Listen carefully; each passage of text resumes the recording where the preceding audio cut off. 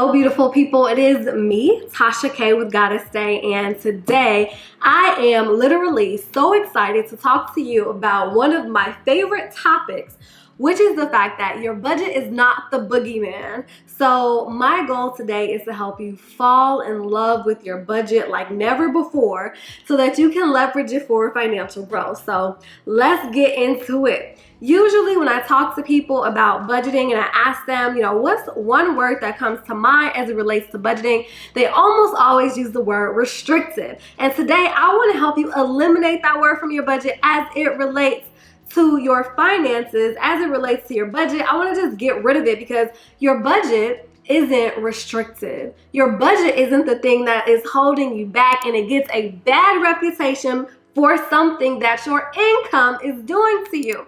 Most of the time, it's not the budget, it's your income. But instead of really digging in and focusing on what you can do to increase your income so that you have more money flowing in, it's a lot easier to just avoid paying attention to your budget. Your budget is there to help you, not to hurt you. It's your friend, not your enemy. And I want you to really get that through your head. I want you to really understand that. And, we'll talk about that a little bit more. I'm going to talk about how you can start to reframe the relationship that you have with budgeting from something that is restrictive to something that is extremely positive, helpful, and beneficial. So think about that you're going over a bridge, right? You're driving over a bridge, and the purpose of the bridge is to help you get from point A to point B. It's to help you get to the other side. But guess what? There are rails on the side of the bridge. And you know what I find interesting about that? I have never once, not ever in my life at all, heard anybody say, those guardrails are so restrictive. Well, why is that? Why is it that you don't ever hear anybody talk about how restrictive the guardrails are on a bridge? It is because people intuitively understand that the purpose of the guardrail is to keep them from falling off the edge. It is to protect them. It is to keep you safe. It is to help you get to the other side. Similarly, that is the job and function of a budget. Your budget is there to keep you in line, to keep your spending in check, and to help you get from point A to point B, to help you get from where you are now to where you want to go. And this is the most incredible part of a budget. You are the one that creates it. Nobody but you. You're the only one. So when you're looking at this budget in front of you and you're telling me that you don't like it, I'm just left wondering, what you mean you don't like this budget that you created? Nobody forced you to create it this way. And if you don't like the budget because it is, not allowing you to live to your full potential, that's not the budget's fault. That's the income fault. And guess who is in charge of your income? You have to take charge of your income. So you want to start looking at, what is it that I can do to increase my income? Maybe I need to move to a new location, to a new city or a new state, or a less expensive apartment. Maybe I need to get a new job. Maybe I need to work in a new industry. Maybe I need to pick up a new skill. Maybe I need to get a roommate. What is it that you can do to help increase your income or sometimes reduce your expenses? Both of those parts of the equation are very, very important. When I first started budgeting, I was 10 years old. So I tell people I've literally been creating financial systems since I was 10, and I'm not joking. I started budgeting when I was 10 years old, and I had a notebook that was very similar to this. I got it from the dollar store, and what I would do in that notebook is I would write at the very top of my notebook, I would write down how much money I had that day.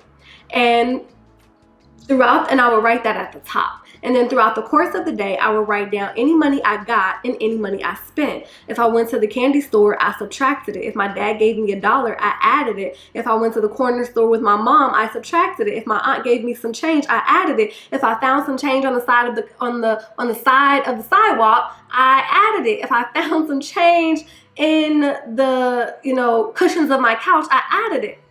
And look at that type of focus, right? I was focused on what was happening in my finances, and by being that focused, I realized that every single penny, every single nickel, dime, and dollar it counts and it matters and it goes towards building your overall wealth. So that's how I started budgeting, and that's how I know that when you really just focus on something, a little can very easily turn into a lot. Because I started that when I was 10, just started simple budgeting, just writing it down on a sheet of paper, how much money I was spending and how much money I was making or finding. And then by the time I was 13, I was the richest person in my household.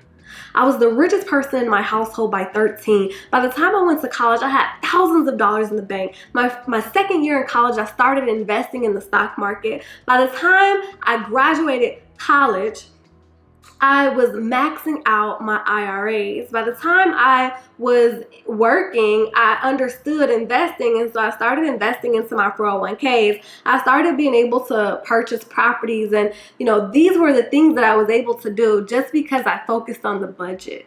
Just because I started to look at how money was flowing in and how money was flowing out.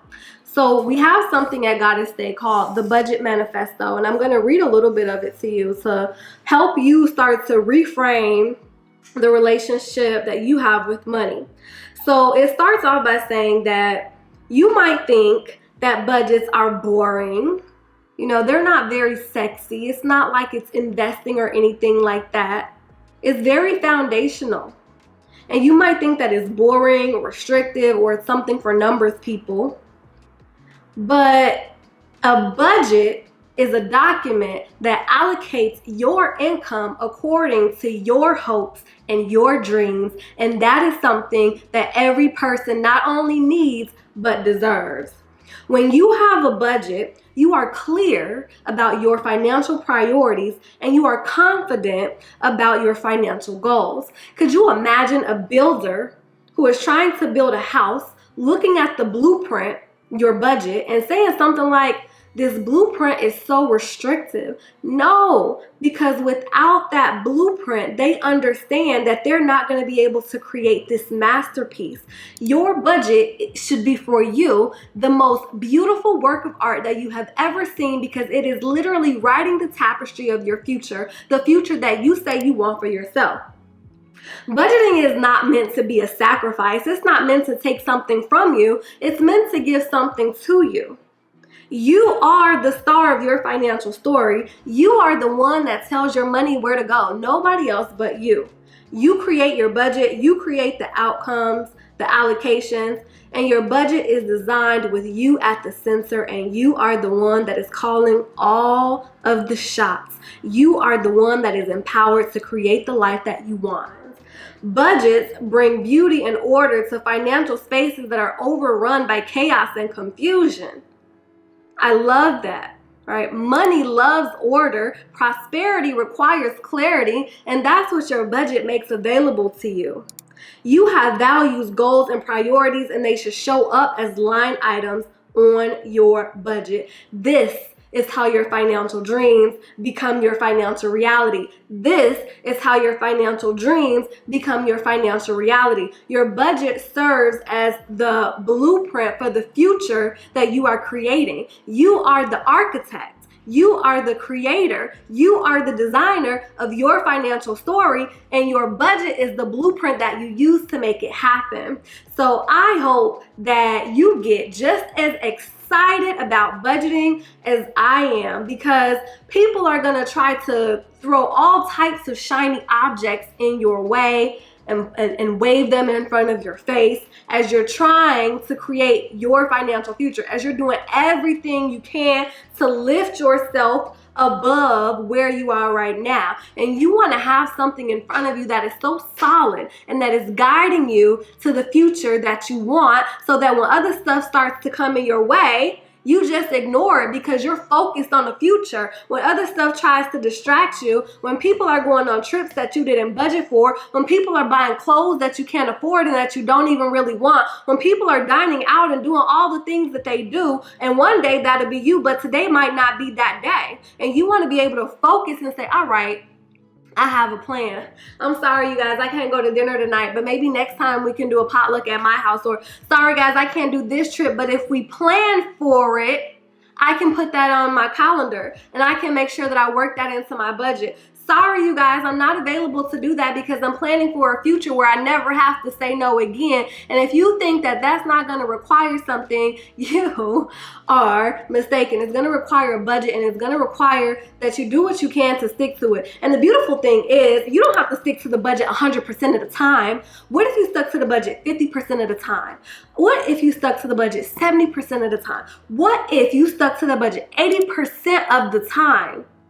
All right, not even 100, 80-20, 80-20. Have some balance. It's okay. You're going to mess up sometimes. You're just human. Don't beat yourself up. Just get back up on it. Just start back doing it again. Just get focused. 50% of the time, sticking to your budget, it'll change your whole life. It'll change your whole life. Instead of going 30 days completely lawless, 15 days of focus. That'll change your whole life. So thank you guys for watching this video. You can see how excited I get about budgeting, and I hope that you get excited about it as well. I read to you a little bit of our budget manifesto. That's like, I'm giving you some insider knowledge with that because I usually only share that with clients, but replay that, run that back, listen to some of the things I said. I didn't give it all, but I gave some key passages, and start to listen to it so it can reframe how you think about budgeting so that you can fall in love with budgeting, so that you don't hate it, so that you can leverage it to your advantage. And please, stop giving the budget a bad reputation when it's really your income that you got beef with. I love you guys. Thank you so much, and I'll talk to you next time. Bye.